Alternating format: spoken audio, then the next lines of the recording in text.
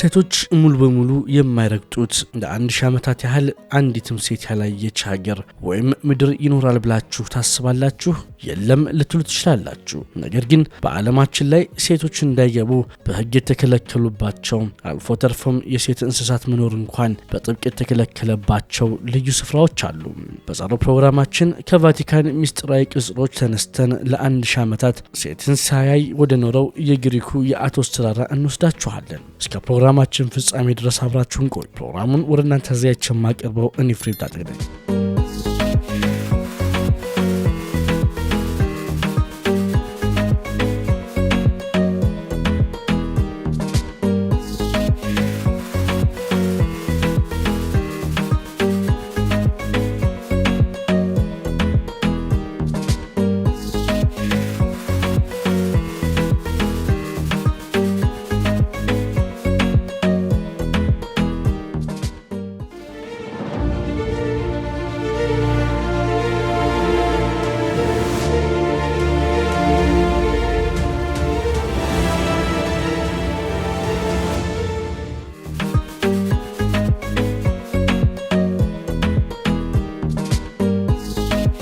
ለመሆኑ ሴት የሌለባት ሀገር ስንል ምን ማለታችን ነው? በዓለም አቀፍ ሕግ ሉዓላዊ ሀገር ተብሎ ከተመዘገቡት መካከል ሴቶች ሙሉ በሙሉ የማይኖሩባት ሀገር የለችም። ነገር ግን የሕዝብ ስብጥራቸው እጅግ ዝቅተኛ የሆነና ወንዶች ብቻ የበረከቱባቸው ሀገራት አሉ። የመጀመሪያዋ መዳረሻችን የካቶሊክ ቤተክርስቲያን ዋና ማዕከል የሆነችው ቫቲካን ናት። ቫቲካን በዓለም ላይ በቆዳ ስፋቷም ሆነ በሕዝብ ቁጥሯ ሀገር ናት። በዚች ሀገር ውስጥ የሚኖሩ ሰዎች ቁጥር ከ1000 አይበልጡም። የሚገርመው ግን ከነዚህ ነዋሪዎች ውስጥ የሴቶች ቁጥር ከ5 እስከ 10 በመቶ ብቻ መሆኑ ነው።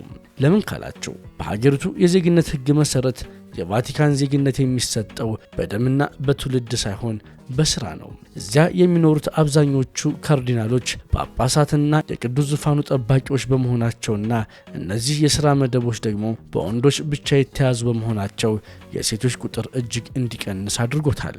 ተመልካቾቻችን፣ ቫቲካን የሴቶች ቁጥር አነስ እንጂ ሴቶችን አትከለክልም። አሁን ግን ወደሚቀጥለውና ይበልጥ አስገራሚ ወደሆነው ሚስጥራዊ ደሴት እንሻገራለን።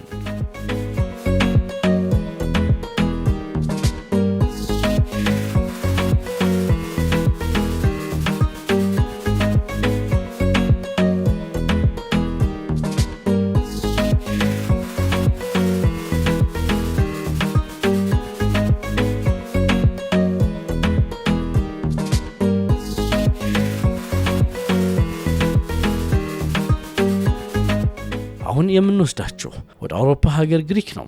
በግሪክ ሰሜናዊ ክፍል ውብ በሆነው የኤጂያን ባህር ዳርቻ አንድ ታላቅ ባህረ ገብ መሬት አለ። የአቶስ ተራራ ይባላል። ይህ ቦታ በግሪክ ሕገ መንግሥት እውቅና ያገኘ ራሱን በራሱ የሚያስተዳድር ልዩ የገዳማውያን ግዛት ነው።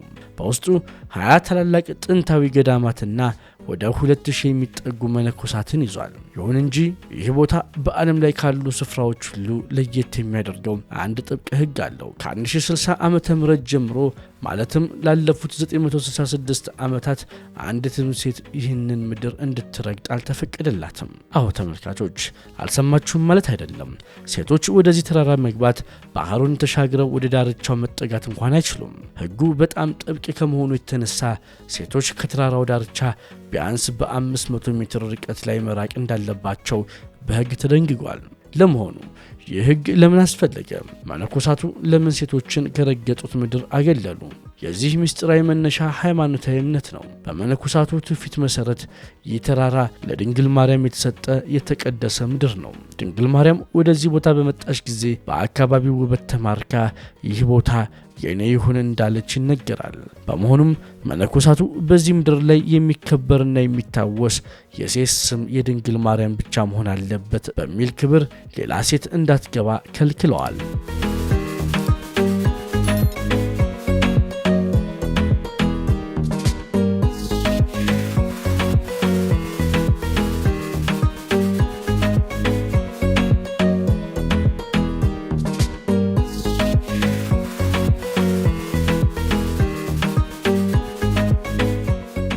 ሌላኛው ምክንያት ደግሞ መነኮሳቱ ከዓለማዊ ፈተና ርቀው ሙሉ በሙሉ ለአምልኮና ለጸሎት እንዲተጉ ለማገዝ ታስቦ የተደነገገ ነው።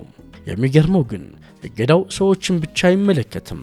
እዚያ የሚኖሩ መነኮሳት እንደሚናገሩት ማንኛውም ሴት እንስሳ ወደዚህ ተራራ መግባት አይችልም።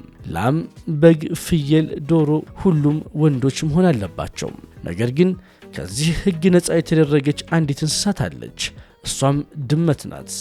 መነኮሳቱ ድመቶችን የፈቀዱት በሁለት ምክንያት ነው። አንደኛው በገዳማቱ ውስጥ ያሉትን ጥንታዊ መጽሐፍትና የብራና ጥቅሎችን ከአይጥ ጥቃት ለመከላከል ሲሆን፣ ሁለተኛው ደግሞ ድመቶች አይጦችን በማደን ረገድ ስኬታማ ስለሆኑ ነው። በታሪክ ውስጥ ይህን ሕግ ጥሰው ለመግባት የሞከሩ ጥቂት ሴቶችም ነበሩ። ለምሳሌ በ1930ዎቹ አካባቢ አንዲት ፈረንሳይ ጸሐፊ የወንድ ልብስ ለብሳ በስርቆት መግባቷንና በኋላም ላይ መጽሐፍ ስትጽፍ ሚስጥሩን ይፋ ማድረጓ ይታወሳል። ዛሬም ድረስ ግን ሕጉ እንደጸና ነው። ወንዶችም ቢሆኑ ወደዚህ ቦታ ለመግባት ልዩ የቪዛ ፈቃድ ማግኘት አለባቸው።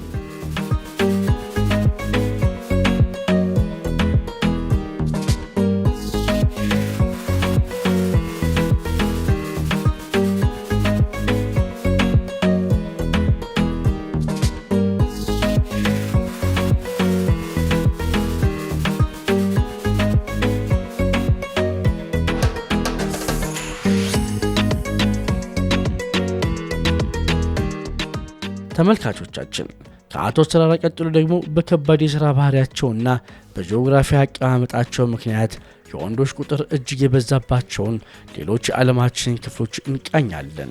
ከሃይማኖታዊ እገዳዎች በተጨማሪ በኢኮኖሚና በሥራ ባህሪ ምክንያት የጾታ ስብጥራቸው ሙሉ በሙሉ ወደ ወንድ ያደላ ሀገራት አሉ። በተለይም በባሕረ ሰላጤው አካባቢ የሚገኙ የነዳጅ አምራች ሀገራት መጥቀስ ይቻላል። ለአብነት ያህል ኳታርን እንውሰድ።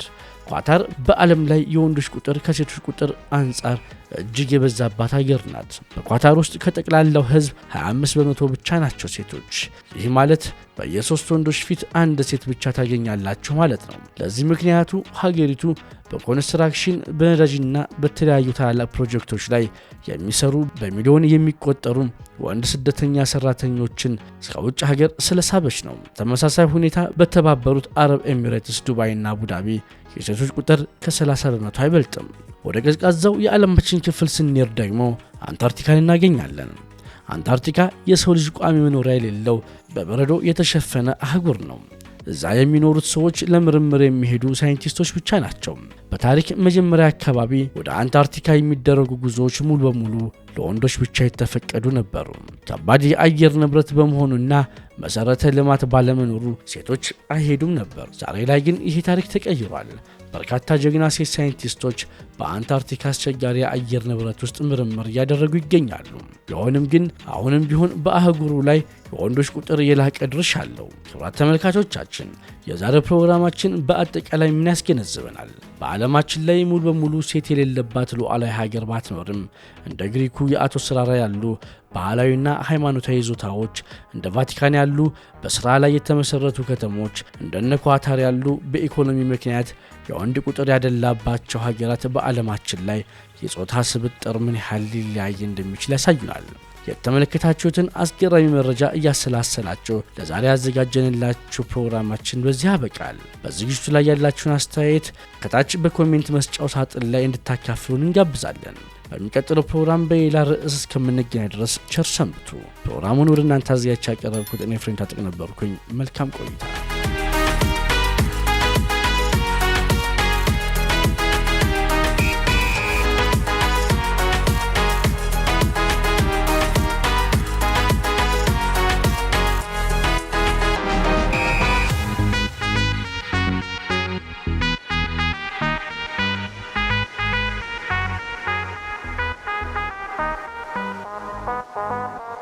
Thank you.